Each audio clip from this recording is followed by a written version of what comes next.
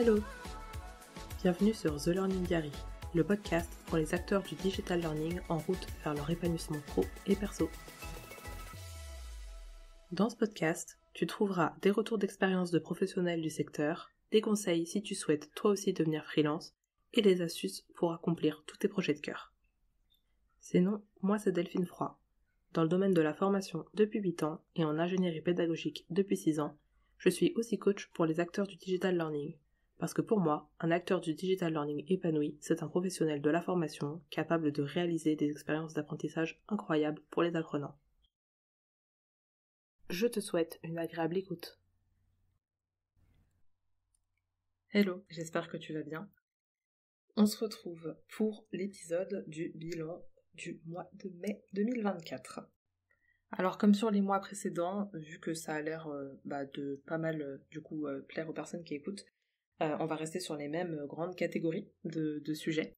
Je voudrais, avant de commencer, te rappeler que Google Podcast disparaît le 23 juin, donc c'est très bientôt. Donc si tu écoutais le podcast ou d'autres podcasts d'ailleurs sur cette plateforme-là, n'hésite pas à changer du coup de plateforme pour pouvoir continuer à suivre les podcasts que tu as l'habitude d'écouter. Et puis on part sur les objectifs pro et perso que je me suis fixé le mois dernier. En fait en termes d'épisodes ça fait pas très longtemps pour le coup parce que j'en ai sauté pendant une semaine. Mais en tout cas je repars dessus et puis je te dis si je les ai atteints ou pas. Alors le premier objectif pro que je m'étais fixé c'était de lancer mon quiz avant l'été. Bon par rapport aux autres mois j'avais mis assez large du coup avant l'été. De toute façon c'est bientôt. Et enfin, j'ai demandé du coup à ma bras droit de retravailler sur mon automatisation qui du coup ne fonctionnait pas et en fait je m'arrachais les cheveux avec, je n'arrivais pas à prendre le temps pour le faire et quand je m'y suis mise c'était hyper galère donc je voulais pas passer trop de temps dessus donc je lui ai demandé de voir et normalement il devrait sortir d'ici la semaine prochaine donc je suis très contente. Il me reste à préparer la communication autour du quiz. Et puis j'espère du coup qu'il te plaira, parce que je sais pas en fait du coup ce que tu vas en penser. Enfin j'ai pris vraiment beaucoup de temps pour travailler dessus, enfin au-delà de la période avec le bug au niveau de l'automatisation, j'ai pris beaucoup de temps pour le préparer, donc j'espère qu'il te sera utile. Ensuite, j'avais prévu de poursuivre le podcast jusqu'en juin à raison de 2 épisodes par semaine. Je t'avais déjà dit le mois dernier que j'avais sauté des épisodes, notamment pendant la période où j'étais malade, parce que du coup je n'avais pas d'avance. J'ai repris du coup entre temps et là la semaine dernière j'en ai pas sorti, j'ai été très prise du coup par le reste donc j'en ai pas sorti, donc là j'en sors 2 cette semaine et puis de toute façon je m'étais fixé jusque juin donc on est déjà en juin donc j'ai pas sorti tous mes épisodes, je crois que sur les épisodes que j'avais prévus il m'en manque peut-être 4 ou 6, un truc comme ça sur la période du coup de mars à juin. Bah écoute, c'est pas grave, c'est pas grave parce que les épisodes sont sortis et du coup à l'heure actuelle, tu vois là, on en est à l'épisode 76 et je suis quand même très contente de voir que le podcast avance parce que je m'approche de 100 et je trouve ça trop bien. Je suis vraiment contente parce qu'il existe depuis 2021 donc je suis contente qu'il continue à vivre en fait et c'est grâce à toi donc je te remercie pour ça. Donc voilà, je voulais me challenger sur les 2 épisodes par semaine. Effectivement, c'est très challengeant, mais c'est pas grave, je voulais le faire, donc je suis contente de l'avoir fait, même s'il y a des semaines qui ont été sautées. Ensuite, j'avais prévu de finaliser mon rétro-planning pour le sommet. Si tu as déjà assisté ou si tu suis le podcast, tu sais peut-être que j'avais organisé le sommet des freelances du digital learning la première édition l'année dernière. Et puis à la fin, j'avais fait un sondage pour savoir si vous vouliez qu'il y en ait un prochain. À l'époque, je ne savais pas si j'allais vraiment le faire, mais en fait, en début d'année, j'ai décidé que si. Mais le début d'année, parce que je l'avais fait en mars l'année dernière, là, c'était pas la bonne période du coup pour moi au mois de mars. Mais j'ai décidé de le faire quand même cette année, et donc il fallait que je fasse ce rétro-planning. Donc je suis très contente de pouvoir dire que je l'ai enfin fait, parce que je voulais le faire depuis le mois de décembre. Donc comme tu le vois, il est tard. Donc le planning du coup est fait, bon après il y a des trucs à peaufiner, mais globalement il est fait, j'ai pas de date fixe, mais en tout cas il sera en septembre et plutôt sur la fin du mois de septembre. Je voulais finir ma formation en prospection, je suivais un bootcamp sur la prospection depuis avril, je voulais terminer cette formation, donc c'est fait, c'est terminé, bon après la formation c'est jamais vraiment terminé parce que on revoit toujours des choses, hein, tu le sais. Mais en tout cas, j'ai terminé le bootcamp, cette période-là est terminée, et je suis en pleine phase de test pour moi. J'ai prévu de transmettre ce que j'avais appris aux membres de la TELD Academy, mais du coup, je ne peux pas tout faire en même temps, donc ça, c'est toujours dans les tuyaux. Mais en tout cas, je suis en phase de test pour pouvoir transmettre par la suite. Je t'avais dit aussi que je voulais faire un gros focus vente, parce que j'aime beaucoup la vente depuis 1 an, depuis que je m'y suis formée en fait. Et je te disais que je voulais aussi m'essayer à la partie commerciale pour d'autres. Donc comme je te disais, je t'en dirai plus plus tard, mais en tout cas, c'est le focus que je voulais avoir sur ce mois-ci, et je suis très contente parce que j'ai 3 personnes qui me font confiance par rapport à ça. Et je les en remercie pour que voilà, je m'y teste en tout cas pour d'autres personnes. Donc je suis très contente d'avoir réussi à mettre mon focus dessus. Je t'avais dit que j'étais aussi très très créative au printemps et que j'avais une tendance du coup à m'éparpiller quand j'étais dans cette période-là. Donc j'étais partie du principe que j'allais rester focus sur mon plan d'action, à savoir le podcast, le quiz, le rétro-planning du sommet, et améliorer mes compétences en vente. Donc pour le podcast, comme je t'ai dit, j'ai pas fait tous mes épisodes, mais en tout cas je suis quand même restée focus dessus. Mon quiz va bientôt sortir, le rétro-planning du sommet est fait, et j'ai fait un gros focus sur les compétences en vente, notamment sur la formation, et je continue sur la pratique. Donc je suis plutôt contente par rapport à ça. J'avais mis en place mon outil de tracking que j'imprime en fait chaque mois, du coup que je récupère sur internet et que j'imprime pour pouvoir cocher mes cases. J'aime bien pouvoir les cocher à la main en fonction des jours, et puis avoir un visuel sur ce que j'ai pu faire ou pas. Enfin, dès qu'il y a trop de trous, voilà, c'est que voilà, je l'ai pas fait, et puis me poser des questions sur le pourquoi du comment. Et donc j'avais listé, je voulais vraiment me mettre un nombre de tâches réduite parce que du coup je me sentais un peu éparpillée. Et donc j'avais dit un seul message privé par jour, si j'en faisais plus, tant mieux. 2 épisodes de podcast par semaine, d'ici début juin, une action de vente par jour, dormir 8 heures par nuit et faire un bilan hebdomadaire. Alors, mon message par jour, je l'ai fait tous les jours. Des fois j'en faisais plus, mais pas tout le temps. Les épisodes de podcast par semaine, j'ai déjà parlé de ça. L'action de vente par jour, je l'ai pas faite tous les jours. Alors c'est vrai qu'en fait, je me rends compte que j'ai quand même besoin d'avoir une certaine énergie pour réussir à faire une action de vente. Donc si j'ai pas l'énergie, en fait, j'y vais pas, en fait, tout simplement. Donc c'est vraiment un point d'attention pour moi. Et donc ça rejoint la suite, c'est dormir 8 heures par nuit. J'ai aucune nuit où j'ai réussi à dormir 8 heures par nuit, je dors toujours moins.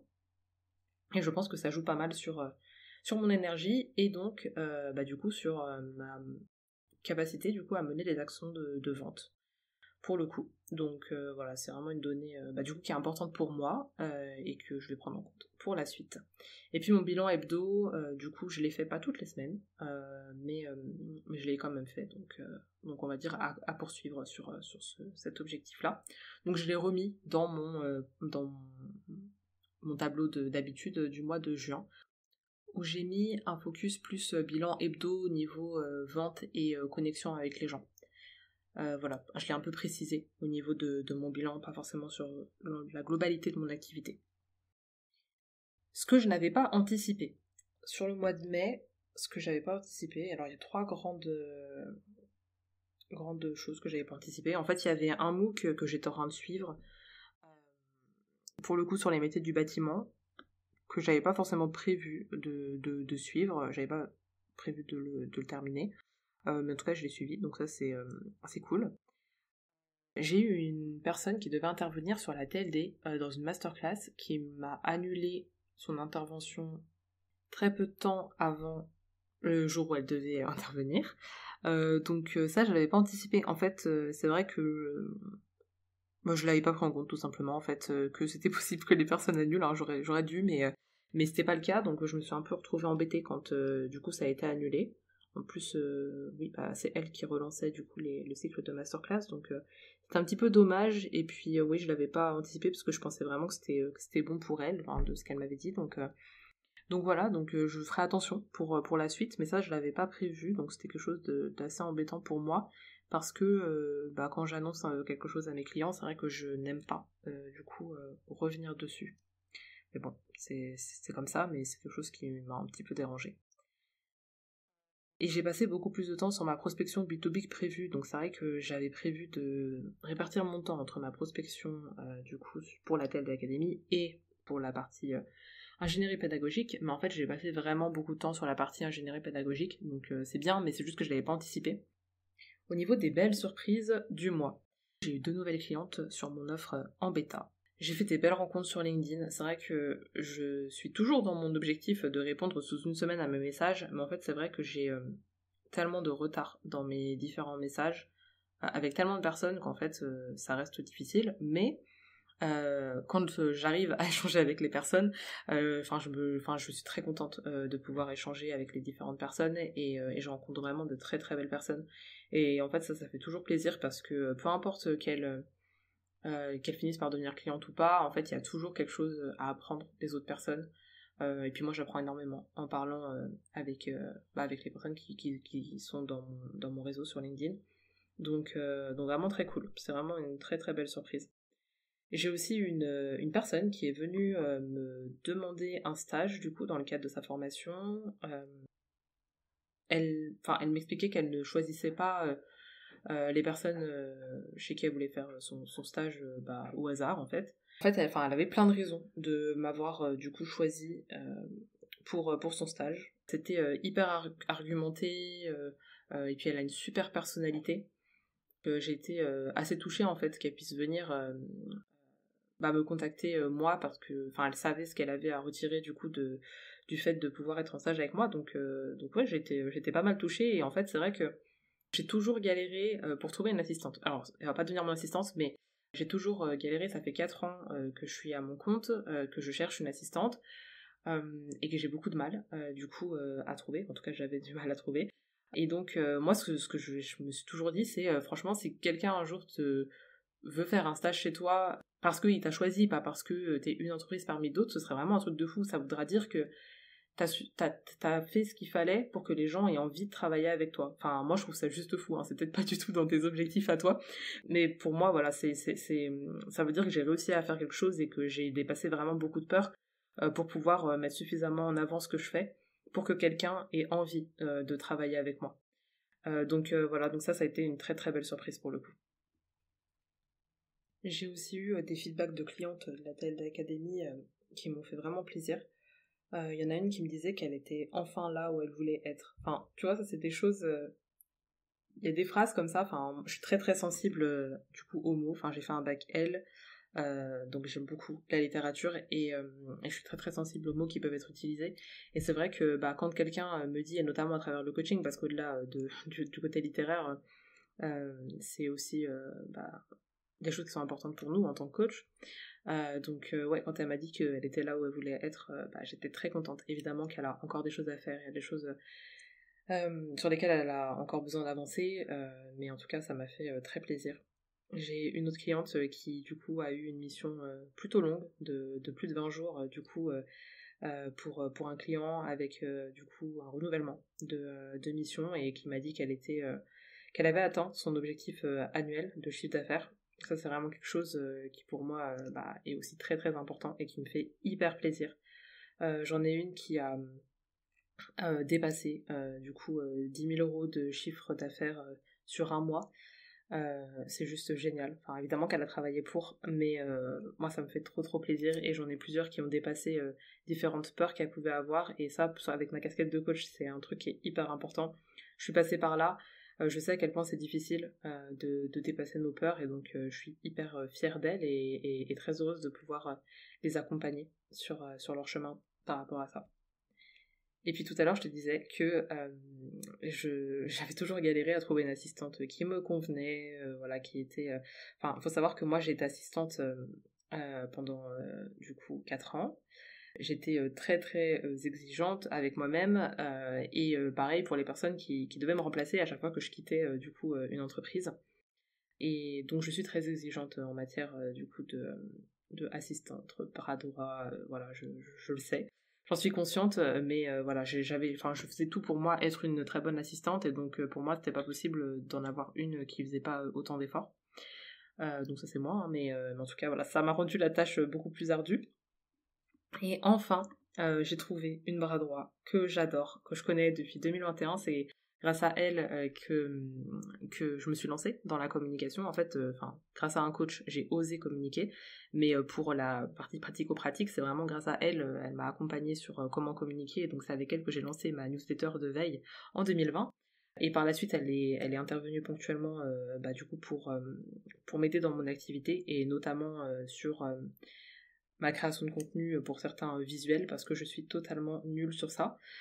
Donc tous les visuels que tu peux voir sur LinkedIn ou quand je fais un événement, en fait c'est elle s'appelle Ivan. Et voilà, je suis très contente de pouvoir travailler avec elle de façon beaucoup plus régulière qu'avant. Parce que voilà, j'ai cherché pendant 4 ans quelqu'un comme elle, et en fait, même si je la connaissais, voilà, je n'avais pas forcément l'opportunité de lui proposer de travailler avec moi. Mais là, c'était le cas, donc je suis trop heureuse de l'avoir. Ce que j'ai fait, et qui n'était pas prévu, mais qui m'a fait avancer. Alors, comme je te disais tout à l'heure, j'ai passé beaucoup plus de temps sur ma prospection B2B que prévu. Donc quand je dis prospection, ce que j'inclus dedans, c'est mes listes de prospects, le tri de mes listes, mettre à jour mon CRM, donc mon outil de suivi de prospects, revoir totalement mes messages de prospection. J'avais vraiment envie de renouveau dans ma façon de prospecter. Et je voulais aussi faire des nouveaux tests. Ça c'est, comme je te dis, j'aime beaucoup expérimenter et je veux vraiment faire un feedback aux membres de la TLD. Et comme du coup je fais partie des personnes qui n'ont pas peur des noms, enfin qui n'ont plus peur en tout cas des noms parce que je l'ai beaucoup expérimenté et que à force de le faire au bout d'un moment ça va, et puis que j'aime bien, comme j'aime beaucoup la partie commerciale, en fait je profite, vu que j'aime beaucoup jouer et que je le vois comme un jeu. Je profite de cette appétence-là pour tester des choses et puis pouvoir faire le feedback à mes clients. Donc voilà, j'ai revu tous mes messages de prospection et je teste ça pour pouvoir leur faire du coup un feedback, même si moi ça sera assez spécifique par rapport au domaine que j'ai choisi de cibler, mais bon, ça pourra certainement leur être utile quand même. Donc voilà, donc j'ai passé beaucoup de temps à faire ça, j'ai pas du tout terminé, et puis c'est de toute façon quelque chose à faire sur le long terme, hein. Mais en tout cas, ça m'a fait avancer, même si je ne l'avais pas prévu initialement. Et du coup, je me suis formée sur certains outils qui sont liés à la prospection, parce que j'ai découvert plein d'outils dans le cadre de ma formation, donc je me forme dessus, voilà, je regarde comment ça fonctionne, pour pouvoir leur montrer à eux aussi, hein, pour leur faciliter les choses s'ils en ont envie, mais même pour moi, pour me faciliter les choses. Donc j'ai terminé le MOOC sur les métiers du bâtiment, donc ça c'est cool. J'ai réfléchi à ma stratégie de communication et de vente pour le sommet, au-delà de l'événement en lui-même.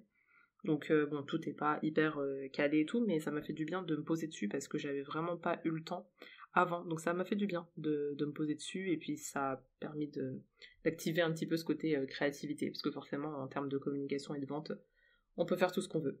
Donc ça c'était vraiment cool. Et j'ai été interviewée sur le podcast de Virginie Maliver, qui est coach en leadership.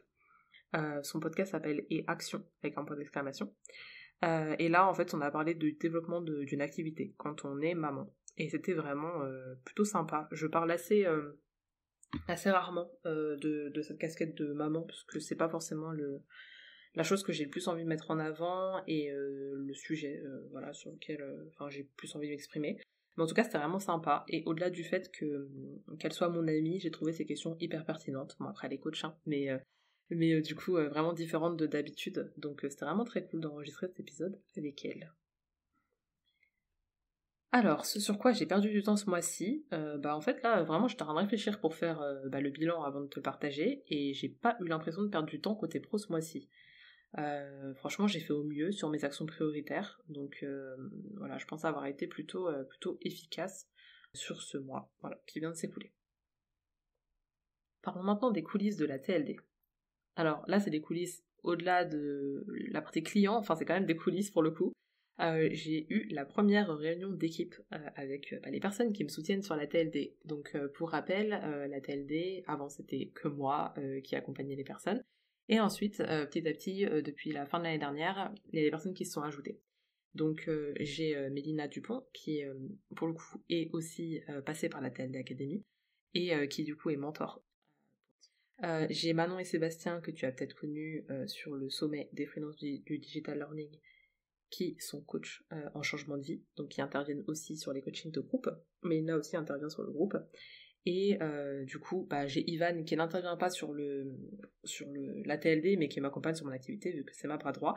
Et donc l'idée c'était que je les fasse se rencontrer. Mais comme je t'en avais parlé, c'était quelque chose qui était très très challengeant pour moi, parce que je ne me sens pas du tout manager, leader, enfin tout ce que tu veux. Je n'ai pas géré d'équipe, j'ai déjà géré des freelances, j'ai géré des gens, mais pas factuellement en tant que manager, on va dire. Donc beaucoup de pression pour moi par rapport à ça. Donc j'ai un peu procrastiné le truc. Et là, en fait, c'était vraiment très cool parce que ils ont pu se rencontrer et ils attendaient de se rencontrer. Hein, c'était vraiment moi qui traînais. Et en fait, du coup, je leur ai présenté ma vision, l'objectif du coup de nos échanges, la vision pour mon entreprise. Et du coup, j'ai voulu que chacun partage sa vision et ses valeurs. Donc du coup, celle de leur entreprise parce qu'ils sont tous à leur compte. Et c'était vraiment top. Enfin, franchement, c'était hyper cool. Enfin, ils ont pu se rencontrer, voir qu'ils avaient des valeurs en commun. Enfin, en fait, on a compris pourquoi on travaillait ensemble. Et enfin, j'étais hyper heureuse de les avoir. Je suis toujours heureuse de les avoir. Hein. Mais j'étais vraiment très très heureuse qu'ils puissent se rencontrer et de voir comment on pouvait tous se compléter. Et d'ailleurs, j'ai eu des retours de clients de la TLD qui me disaient qu'effectivement, on était vraiment très complémentaires, tous avec des personnalités différentes. Et ça, c'était important pour moi. Et donc, j'ai trouvé ça vraiment vraiment très cool d'avoir les feedbacks des clients parce que ça confirmait bien, du coup, ce que j'ai pensé sur notre réunion d'équipe. Donc, très contente d'avoir fait ce premier rendez-vous avec eux, d'avoir découvert leur vision.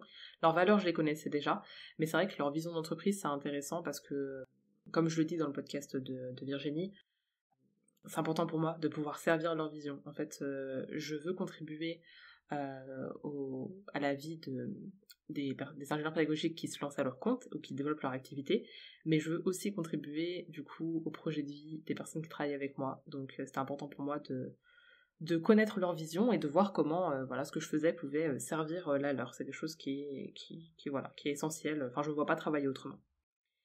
Malgré ça, ça reste quand même challengeant pour moi parce que ce qui reste challengeant, c'est de continuer à mener ces réunions avec eux, d'être un peu dans cette posture de chef d'entreprise. Hein. C'est quelque chose qui reste quand même pas mal challengeant pour moi. Mais c'est aussi parce que j'ai envie qu'ils restent, et donc j'ai envie de faire suffisamment de chiffre d'affaires aussi pour pouvoir les garder. Donc ça me motive pour la suite, et en même temps, ça me met un petit stress parce que j'ai peur, en fait, de pas pouvoir faire en sorte qu'ils restent, mais en tout cas j'espère qu'ils pourront rester le plus longtemps possible parce que je suis vraiment contente de les avoir. Et pour parler un peu plus des clients, on a abordé pas mal je me suis dit que je pourrais te partager les sujets qu'on a abordés ce mois-ci en séance de coaching. Donc quand je dis on, ça peut être que ce soit en rendez-vous avec moi, que ce soit en rendez-vous avec Manon et Sébastien ou avec Mélina. Donc on a parlé des tarifs, ça, c'est un sujet qui revient tout le temps. On a parlé du vocabulaire et des formats de documents de travail, pour vraiment voir un peu qu'est-ce qu'on entendait par tel mot, et puis comment est-ce qu'on présentait nos documents et tout. Donc là, encore une fois, comme j'en parlais tout à l'heure par rapport au nom de métier, en fait, ça, c'est très différent. Et même dans la tête de l'académie, c'est très différent. On a parlé des process avant de démarrer une mission, on a parlé de quand on délaissait un petit peu notre activité, quand on avait une mission qui était prenante, un truc qui arrive à plein de gens.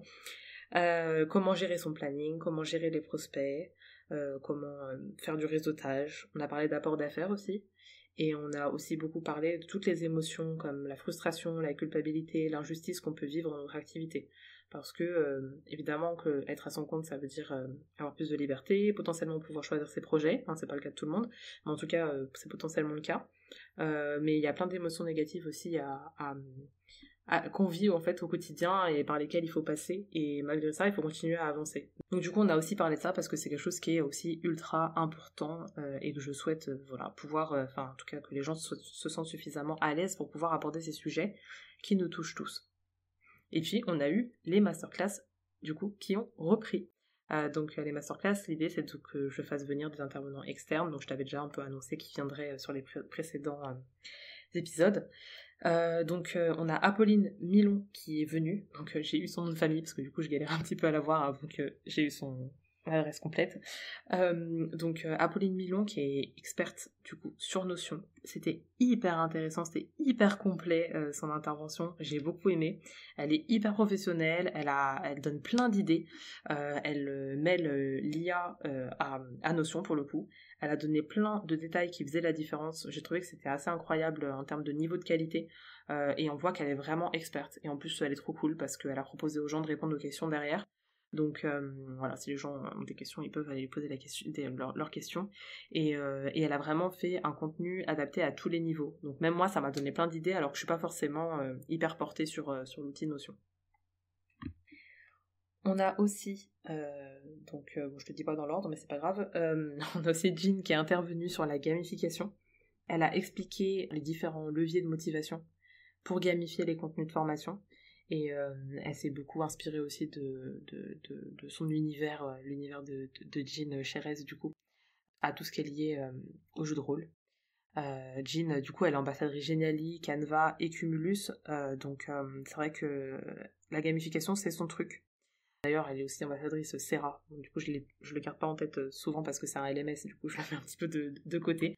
Mais elle a intervenu à plein d'événements et sur certains podcasts pour le coup. Tout ce qui est gamification, c'est vraiment son truc. Donc elle a rappelé la différence entre ludopédagogie, serious game, gamification. C'était hyper clair. Et puis elle a créé des visuels avec l'IA, mais toujours très portés sur l'univers qu'elle peut avoir autour du jeu. Elle a donné beaucoup d'exemples et elle a même partagé un exemple qui est issu de son portfolio en fait. En termes de gamification, j'ai trouvé ça vraiment génial. Elle a été hyper généreuse comme Apolline d'ailleurs. Et puis moi, Jean, elle a suivi, enfin c'était une de mes bêta-testeuses du coup sur la TLD Academy à l'époque où je l'ai sortie. Et donc du coup ça me permettait aussi de voir toute son évolution en fait voilà, elle est arrivée dans la TLD et puis là elle présentait une masterclass dans la TLD et donc en fait c'était vraiment un vrai bonheur à voir, enfin parce que ça m'a permis de faire voilà de voir en fait comment elle avait évolué et ça c'est toujours quelque chose qui me fait énormément plaisir de voir comment les personnes qui sont sur la TLD peuvent évoluer. On a eu aussi Ségolène Trapletti qui est intervenue sur la méthodologie de veille documentaire. Ségolène, elle était enseigne manager en bibliothèque universitaire, elle est experte en compétences informationnelles, elle adore explorer différentes méthodologies de veille, et puis elle a un GPDA, et puis elle est aussi formatrice depuis un moment. Et là, en fait, elle est venue pour parler de méthodologie de veille documentaire pour pouvoir concevoir des formations. Donc, encore une fois, c'était hyper intéressant. L'idée, en fait, là, c'était de nous aider à identifier les étapes d'une recherche documentaire, de savoir par quels indicateurs on pouvait évaluer les sources, comment on pouvait les trier, sélectionner le contenu de formation pour créer notre scénario pédagogique. Donc moi, j'ai beaucoup aimé son intervention. J'avais jamais assisté à une intervention de Ségolène jusqu'à présent. Ségolène a aussi fait partie de la TL de l'Académie. Et du coup, bah là, elle nous a proposé des activités en direct. Moi, elle m'a donné aussi plein d'idées, comme pour Apolline, parce que du coup, j'ai trouvé que ce qu'elle nous présentait en termes de veille documentaire, c'était utile à la fois pour la conception, mais à la fois pour développer son activité, pour connaître sa cible, pour prospecter, pour créer du contenu. C'était hyper transversal. Donc, j'ai bien aimé. Elle a donné pas mal de recommandations pour que nous, on puisse faire nos propres recherches. Elle nous a présenté des outils pour mettre en application directement. Elle nous a expliqué comment elle, par son propre process, elle l'appliquait à la conception. Donc c'était vraiment très riche, hyper enrichissant. Et puis ouais, j'ai pu participer parce que d'habitude en fait je suis je m'occupe de l'enregistrement et je laisse parler les gens et puis je laisse du coup les participants parler. Et puis là j'ai pu aussi participer du coup à ces différentes activités, donc j'ai trouvé ça très cool de pouvoir pour le coup y participer et puis profiter de ce qu'elle partageait parce que je connaissais pas forcément tout, donc vraiment très intéressant. Et on a eu Johan Delaby qui est intervenu sur... Alors moi je dis Learning Experience Design, mais c'est vrai que lui dit Learner Experience Design, donc je reste sur son terme à lui. Johan, pour moi, je le disais sur LinkedIn, c'est une de mes deux références en termes de Learning Experience Design. Pour moi, il y a Nicolas Roland et lui. Son parcours, il est hyper riche. Il a travaillé dans l'UX design, il a travaillé il a géré aussi une équipe de managers, ingénieurs pédagogiques. Il a une très très grosse expérience du coup dans notre secteur et notamment sur ce sujet-là. Du coup, j'étais hyper heureuse de pouvoir l'avoir, qu'il accepte d'intervenir du coup sur la TLD Academy. C'était collaboratif, moi j'ai trouvé ça passionnant personnellement, tout ce qu'il a pu partager. J'ai adoré du coup sa transparence, bon tu sais que c'est hyper important pour moi donc j'ai vraiment adoré sa transparence et puis il a partagé des choses tellement importantes en fait au niveau de cette thématique là, des choses hyper importantes pour qu'on puisse vraiment avancer ensemble. Il n'a pas du tout fait de rétention d'informations, il nous a partagé ses propres process de travail, donc ça en a inspiré plusieurs. Moi, ça m'a confirmé du coup que voilà, dans ma propre pratique, du coup j'étais pas totalement larguée en tout cas. Voilà, c'est toujours rassurant du coup d'avoir des exemples en fait de ce que les autres font. Donc vraiment, pour moi là, il y avait énormément de valeur dans ce qu'il a partagé. Et en plus, c'était sa première intervention sur le sujet, et donc il m'a fait l'honneur de faire sa première intervention sur la TLD, donc ça m'a énormément touchée. Donc je suis très très heureuse d'avoir pu l'accueillir sur la TLD et qu'il ait pu transmettre du coup tout ce qu'il avait à transmettre aux membres, sans rétention d'informations. Donc voilà pour les interventions. Je te ferai aussi un feedback sur les prochaines parce que j'ai envie de parler d'eux en fait très clairement parce que je suis contente. Quand j'aime quelque chose, j'aime en parler. Donc voilà, ça me fait plaisir de parler d'eux. Je suis très contente de ce qu'ils ont pu apporter aux membres et même à moi en fait. Et donc là on a 2 autres masterclass qui sont prévues. Une avec Mélina Dupont, donc qui a fait partie de la TLD et qui fait partie du coup de l'équipe de la TLD aussi et qui du coup va intervenir sur l'entretien découverte client. Donc là je suis sûre que ça va être hyper intéressant encore. On va avoir Prad Salvaraja qui va intervenir sur la prospection B2B au mois de juin. Donc je suis sûre que ça va être très riche. Et puis il y a Jean Chérez qui va revenir et qui là va nous parler de Genially. Donc voilà, je te ferai un feedback du coup derrière. Mais en tout cas, c'est ce qui est prévu à l'heure actuelle pour les membres du coup de la TLD. Et puis moi de mon côté, j'ai fait quelques ajouts en termes de contenu, j'ai rajouté des tutoriels sur certains outils pour la partie commerciale. C'est encore en cours, mais là je suis dans ma phase commerciale, donc du coup je pense que je vais leur ajouter du contenu par rapport à ça, pour faciliter leur vie, parce que je sais que c'est vraiment pas la partie la plus facile, cette partie-là. On passe aux prochains objectifs, parce que je vois que le temps file. Donc mes prochains objectifs à moi, c'est... alors là, j'ai commencé à suivre un MOOC sur l'économie circulaire sur les chantiers. J'aimerais bien le finir avant la date limite, ça serait cool. Il y en a un sur les risques naturels et techniques, du coup, quand on est en phase de construction. Je sais pas si j'aurai le temps de faire les deux, donc je vais mettre la priorité sur l'économie circulaire. Il faudrait que je définisse la nouvelle version de la TLD avec l'équipe parce que j'ai enfin pu me poser dessus et réfléchir et poser mes idées, mais c'est vrai que je veux quand même leur retour parce qu'en plus ça les implique, hein, donc faudrait que je me pose avec eux. Mais ça serait cool que d'ici fin juin, j'ai vraiment une vision claire de la nouvelle version de la TLD, sachant que j'ai déjà en tête la nouvelle version de 2025, mais faudrait quand même un entre-deux, donc j'en parlerai avec eux. Je vais continuer à avancer sur ma prospection B2B, encore beaucoup de travail, donc je vais continuer à avancer sur ça. Je vais devoir faire face à ma peur de parler en live. Je suis totalement en panique par rapport à ça, donc ça fait partie de mes objectifs. Je suis pas sûre de très bien le vivre, mais je vais le faire. Voilà, donc j'ai ça comme objectif. Et puis il faut que je démarre la préparation du sommet, parce que mine de rien, septembre ça va arriver très vite avec l'été entre les deux.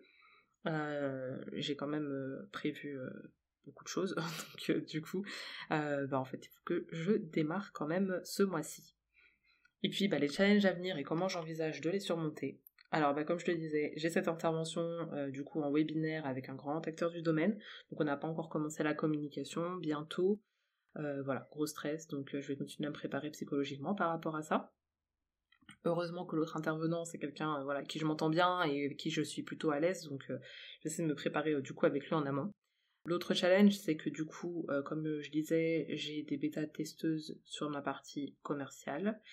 J'ai annoncé un temps de travail. À mon avis, je vais pas du tout tenir ce temps de travail-là. Je prendrai le temps qu'il faut pour avoir, de me rapprocher en tout cas de ce que je veux dans le cadre de ce bêta-test. Parce que je veux qu'elle soit satisfaite, et puis je veux aussi pouvoir savoir si je valide cette offre ou pas. Enfin, est-ce que c'est vraiment quelque chose qui me plaît? Est-ce que c'est quelque chose que j'arrive vraiment à faire? Donc voilà, je veux que tout le monde soit satisfait pour le coup, et donc je prendrai le temps qu'il faudra, mais du coup il faudra que je gère quand même bien mon planning par rapport à ça. Il y a le sommet qu'il faut préparer, et comme je disais, va falloir que j'en fasse un petit peu chaque jour parce que il y a quand même du travail. Et je pense qu'il faut vraiment, côté perso, que je fasse un focus sur dormir 8 heures au maximum. Enfin, je crois pas tout le temps, mais en tout cas, vraiment dormir au maximum 8 heures par nuit pour que je puisse réussir à gérer le reste. Parce que, contrairement à d'autres mois, je pense que le mois de juin va quand même être très chargé et qui va me demander pas mal d'énergie. Mais en même temps, c'est un mois qui reste quand même important du coup pour moi, parce qu'après il y a l'été qui arrive, donc ça va être un peu plus calme, même s'il y aura la préparation du sommet, mais il y a pas mal d'enjeux pour moi sur ce mois-ci. Donc voilà, donc je t'annonce que je fais au mieux pour le podcast, mais il est possible que je fasse passer mes clients avant si c'est nécessaire. Et puis je reviens de toute façon à un épisode par semaine. Cette semaine il y en aura 2, mais ensuite je passe à un épisode par semaine. Du coup, j'en profite pour te dire que si tu souhaites que j'aborde certains sujets par ici, viens me le dire sur LinkedIn. J'ai déjà une bonne liste de certains sujets, mais peut-être qu'il y en a qui sont prioritaires pour toi. Donc si je m'aperçois qu'il y a des sujets qui sont prioritaires, bah je les passerai en premier, forcément. Donc n'hésite pas à me dire, voilà, s'il y a un sujet qui est prioritaire pour toi, si tu veux que j'aborde un sujet, envoie-moi un message, parce que le podcast, il est pour toi. Donc au-delà de mes bilans où je te raconte ma vie, les autres sujets sont pour toi, donc n'hésite surtout pas. Je te dis à très vite.